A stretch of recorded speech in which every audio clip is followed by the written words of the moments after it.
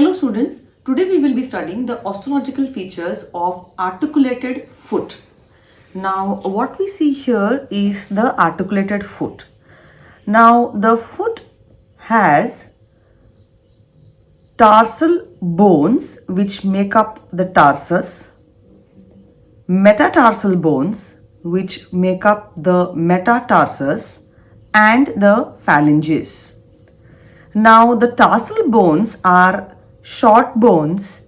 They are seen as proximal row which is made up of the talus and the calcaneum, and a distal row which is made up of the cuboid and three cuneiform bones named as medial cuneiform, intermediate cuneiform and lateral cuneiform, and between these two rows we have the navicular bone. So these 7 bones are the tarsal bones: talus, calcaneum, navicular, cuboid, medial, intermediate and lateral cuneiform bones. The talus is the second largest tarsal bone and it has got a head, a neck and a body. It forms 3 joints.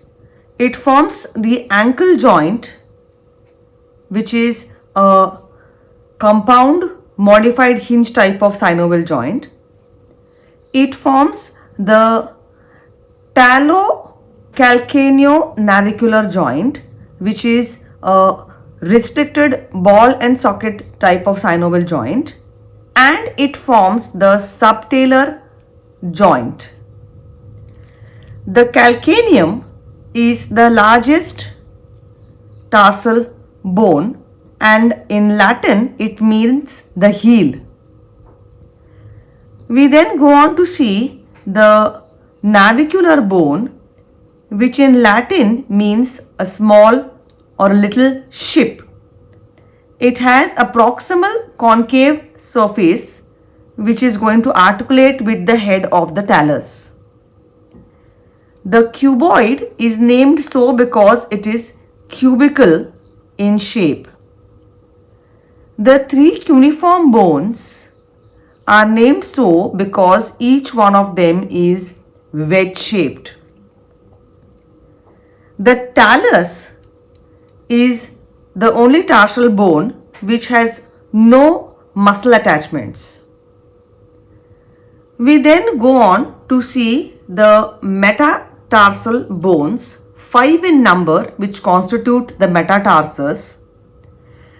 They are numbered from medial to lateral as 1, 2, 3, 4 and 5. The first metatarsal bone is the shortest and the thickest. Each metatarsal bone has a base, a body and a head. These are miniature long bones. The 5th metatarsal bone on its lateral aspect has an projection which is called as the styloid process. We then go on to see the phalanges, total 14 in number, 2 for the great toe, proximal and distal, and 3 for each of the other 4 toes, proximal, middle and distal phalanx. All these phalanges are miniature long bones, each having base, body and head. The tarsal bones have intertarsal joints between each other, and these are plain synovial type of joints. Then we see the tarso-metatarsal joints. The base of the first metatarsal forms a joint with the medial cuneiform. Base of second metatarsal forms a joint with the intermediate cuneiform. Base of third metatarsal forms a joint with the lateral cuneiform, and the bases of the fourth as well as fifth metatarsals form joint with the cuboid. All these tarso-metatarsal joints are plain synovial type of joints. There are also intermetatarsal joints between the adjacent surfaces of the bases of adjacent metatarsals, and these are plain synovial type of joints. Then we see the metatarsophalangeal joints, 5 in number, seen between the head of the metatarsal bone and the base of the proximal phalanx. These are condylar type of synovial joints. And finally we see the interphalangeal joints, which are seen with the head of the proximal phalanx forming the joint with base of the middle, and similarly the head of the middle phalanx forming a joint with the base of the terminal phalanx. All these interphalangeal joints are typical hinge type of synovial joints. Thus we have seen how the articulated foot is made up of the tarsal bones, the metatarsal bones, and the phalanges. What we also need to know here are the mid-tarsal joints. These are two joints. One is the talocalcaneo-navicular joint, which is a restricted ball and socket type of joint, and laterally it is the calcaneo-cuboid joint, which is a saddle type of synovial joint.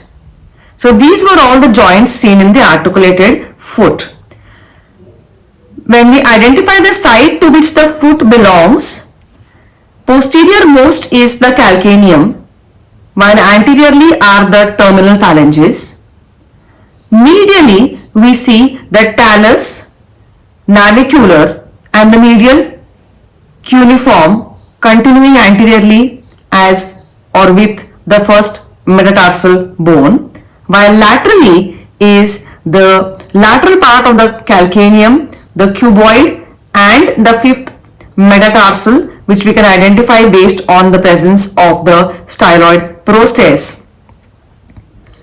Keeping these in mind, and of course that the superior surface is arched and the inferior surface is concave downwards, this helps us in identifying that this articulated foot belongs to the left side. Thus we have seen the features of the articulated foot. What we also need to see here is that when the foot is placed on the ground, it is not flat but it is arched, and that is what gives rise to the longitudinal arches and the transverse arches. Two longitudinal arches, medial longitudinal arch, which is more curved, while the lateral longitudinal arch, which is less arched or less curved. As is explained in the books, the medial longitudinal arch is a larger arc of a smaller circle, while the lateral longitudinal arch is a smaller arc of a larger circle. And also, which is seen here, is the transverse arches, anterior and posterior, which is half an arch, wherein the lateral end touches the floor while the medial ends are above the ground when the foot is placed on the floor.